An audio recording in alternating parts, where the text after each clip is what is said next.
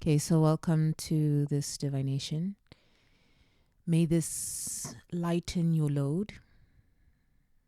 May this allow you to shift your perspective. And may this bring you to a point of safety so that you can feel joy and you can repurpose your pain into beauty. So I was busy doing my thing, and then I got called to, when I was done with that, come share this via audio. And the message that is coming up is you aren't stuck. You just haven't defined and clarified whether you're still running away from your problem or you are walking towards your solution. So, as you're drawing towards your solution, you aren't walking towards it in clarity because you're still running away from the problem. So, you can't see the solution in front of you, right? So, you are not stuck. You simply need to clarify whether you are still running away from the problem or you are walking towards the solution. And usually, when you are running away from the problem, this is associated with fear. So that means that your nervous system is not feeling safe. So now this becomes an invitation to start observing what safety is for you. Redefining then what safety is for you.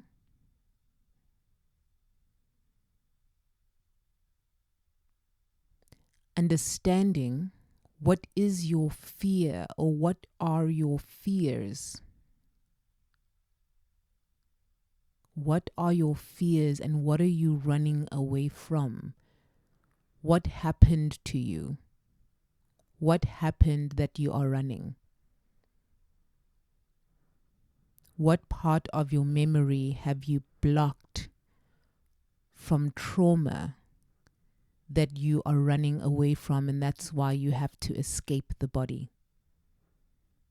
Because you know that as soon as you feel safe and those emotions bubble up, it won't feel safe enough to be able to hold space for the guilt, for the judgment, for the shame, for the embarrassment that also comes from a trauma that is still sitting in your body, in your energetic field.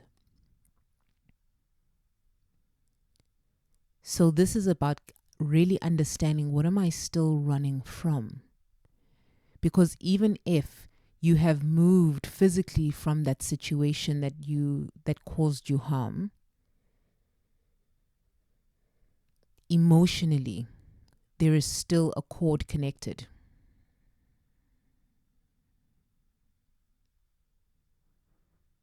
So now opening up the pathway to observe, I'm in between two spaces of running from my problems, wanting to go to a solution. But I can't think clearly of a solution when I am in survival mode, when I am in deep states of chaos. That is why mindfulness practices become good, because we can mindlessly go into those things that we are addicted to give us connection and comfort. So what would often happen up until you catch that habit is you'll either be addicted to any intoxicants, sex, food, corn,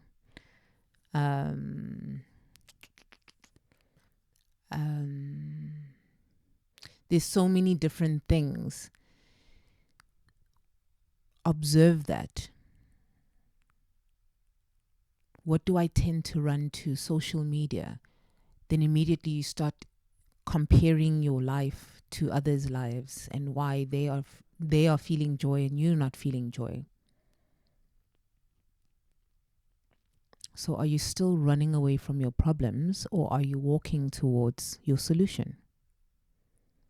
And now here lies an opportunity to observe, what am I running away from? And to then observe deeper, what is this showing me that I don't want in my life?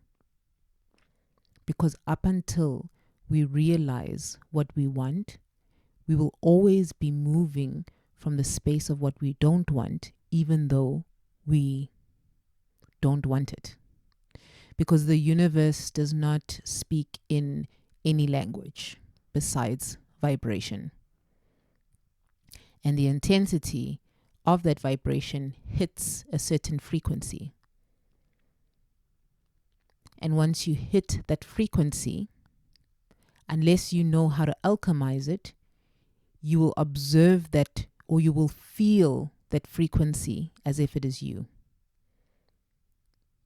So there are times that you have absorbed, as an empath perhaps, you have absorbed deep narcissistic traits in order to heal the home around you and to bring you joy, to bring them joy rather. So you're probably someone who was constantly anxious because something happened to you when you were younger. And you're still running away from that, running away from not having to deal with it because of the shame, the guilt, the embarrassment, and the self-judgment that comes up with that. Because often this would have been an attack on your beauty. And this is why kids get targeted easily. Because as soon as you strip their power without them fully knowing their power, it takes them lifetimes to unwind the trauma.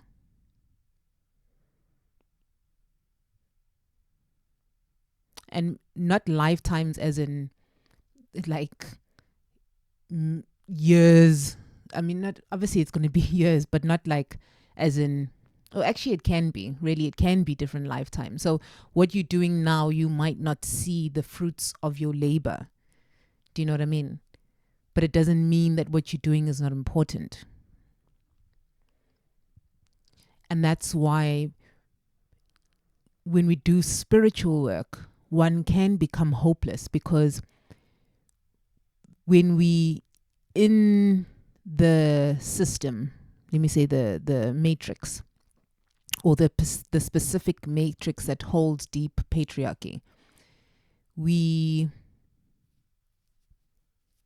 can tend to forget that this is about alchemy. So you drop into that as if it is you, like I said earlier. And because the system has this consumer nature attached to it, or more heavily associated with it, we tend to think that we can get those quick fixes. And sure, if you believe it, they say is faith as small as a mustard seed. If you have that faith, you can. But it requires discernment on who are those people who are able to also help you, support you, get to that frequency. And it's a skill. Someone has to create that space that makes you believe that you can believe in yourself. Do you know what I mean? They are reflecting that within them. It's not them that do it for you. That's why it becomes very tricky when you have someone, either you're mentoring or whatever, that they're not attached to you. You just serve as a mirror. And it's important with the type of mirrors you are gravitating towards. So I hope this gives you, once again, some nourishment, like just food for your soul, that you aren't stuck, You just need to clarify where your problems are, or where you are. What is that showing you that you don't want? Because sometimes we often overcomplicate it. And I think those who are more emotive, it will serve to hang around people who are more logically orientated. And those who are more logically orientated, it will also serve you to hang around people who are more emotive, because you can also strengthen your weaknesses together and help each other. Because it's important to also, it's not that sometimes people don't have that emotion about your story, but to be logical about it without the story gives you the practical processes that say you don't need to necessarily be emotional about taking a road trip, right? A road trip could mean so many different things. It could mean holiday. It could mean moving away. It could mean grief. It could be meaning needing time out. Do you know what I mean? So some people, observe who are those people in your life that help you, give you a perspective outside of the heaviness of the story that you have around your pain. And for them to be able to create a mirror that brings up so much light, that says you are more than your story. Let me help you create beauty. And even if I'm not helping you physically, through my story, through my whatever sessions, you can learn from them and just let that help you shift. Okay? So breathe into it, feel into it, and just repeat to yourself, I'm not stuck. I just simply need to know, am I running away still from my problems, or am I walking towards my solutions? And what are my solutions? But you don't know your solutions if you don't know what you don't want from your problems anymore, or you don't acknowledge your problems. Okay? If you'd like to contribute to this channel in any way, there is information in the description below. Specifically, if this resonated with you and you felt moved by it, and you've been following this channel for some time and it served you, please, if you want to, thank you.